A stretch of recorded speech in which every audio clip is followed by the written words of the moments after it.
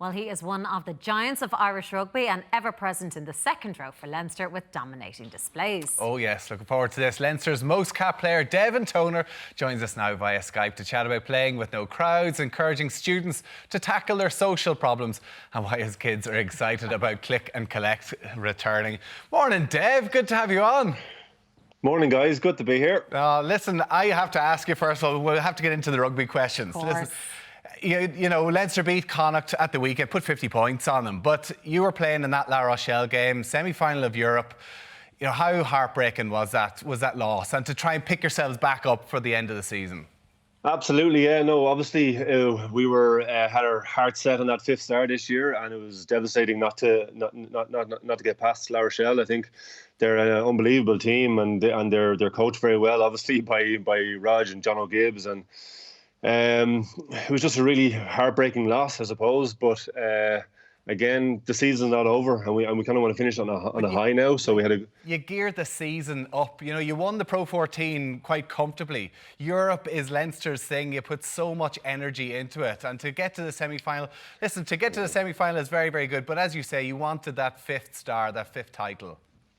Yeah, I know, but I suppose you know that's how sport works, isn't it? Like you're not going to win them all, and you just got to learn from your losses as well. So I think we're not going to take it in our stride. We're going to learn from it, keep it in the back pocket, and kind of refer back to it when we need to. But again, we haven't really got over it yet.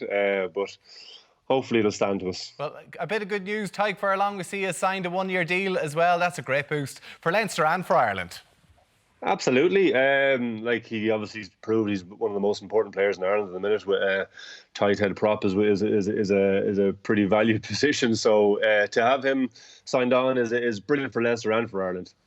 You recently renewed your contract with Leinster, but I have been glued to Instagram watching Rob and Jess in Australia. Obviously, Rob Kearney playing over there. Was that ever on the cards for you, or is it like once you have young children, you know, you've got a 4-year-old and a baby now, is it just never going to be a runner, really, given your family at home?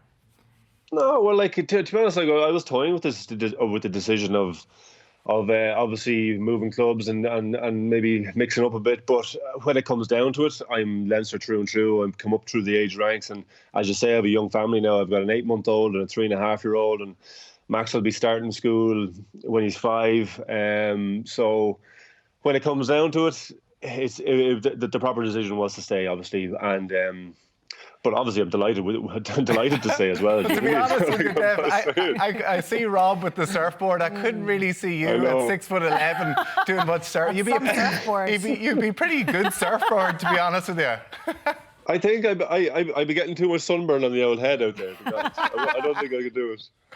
And listen, how are the family? How's Mary with the kids? You know, it must be so difficult, because I know she loves going to matches and taking the kids to watch, and to play in front of crowds and to win the Pro 14 and not have your family there must be difficult.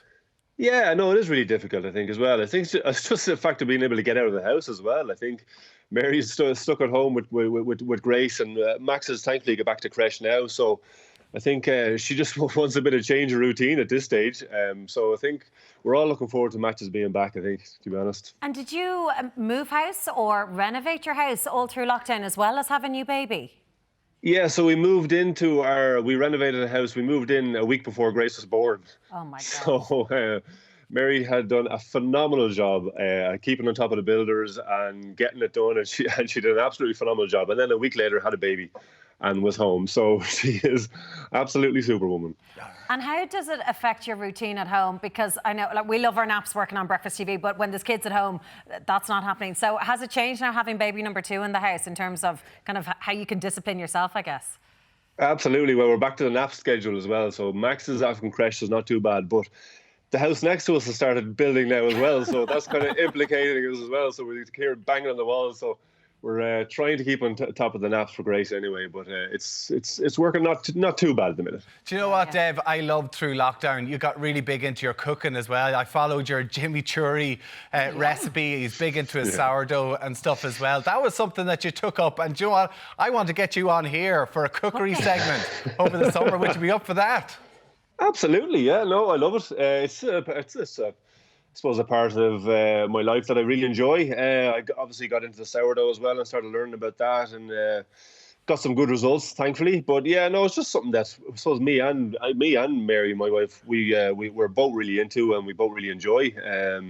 So yeah, it's just something to kind of that we did during lockdown that was a plus, I suppose. And listen, because you are going on 35, you have another year's contract, hopefully a couple more as well. But you have to look to the future as well. And cookery, I mean, that is a bit of a passion for you. So maybe something for after rugby.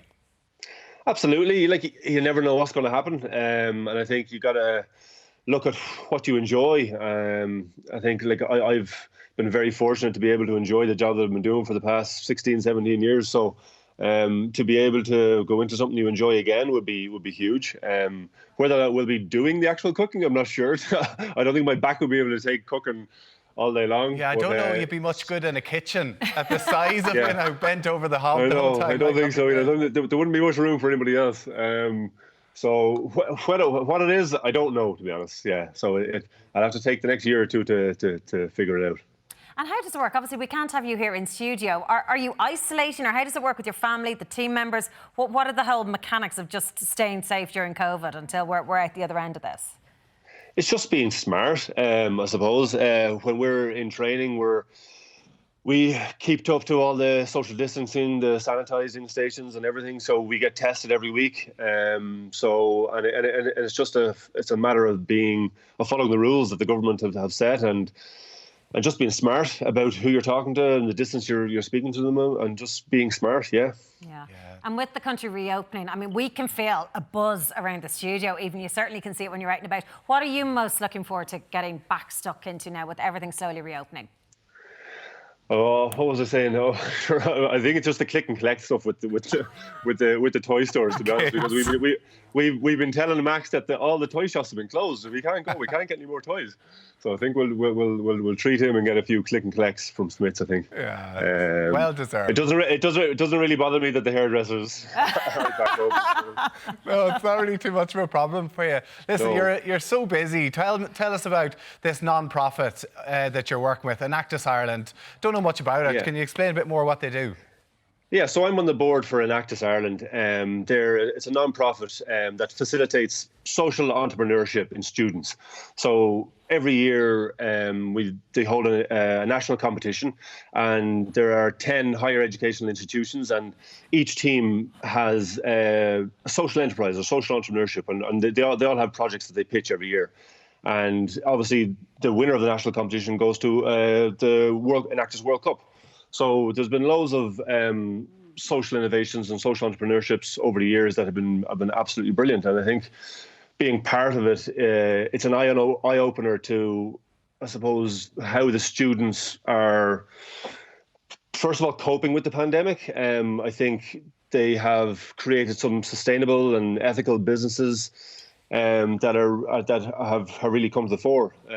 But it's the encouraging thing is just seeing the enthusiasm from students, I suppose. Yeah, I know, it's great stuff. Is that your car keys you had in your hand there? I saw you waving cards or something about there. No. You're not in a rush to leave us. Yeah. Listen, no, I'm not in a rush to leave. We will have you back in the cookery segment this summer. Check the diary. So you'll We'll not be have in you in. Skype, you'll be in studio with us, and I look forward to it. Okay, absolutely no problem.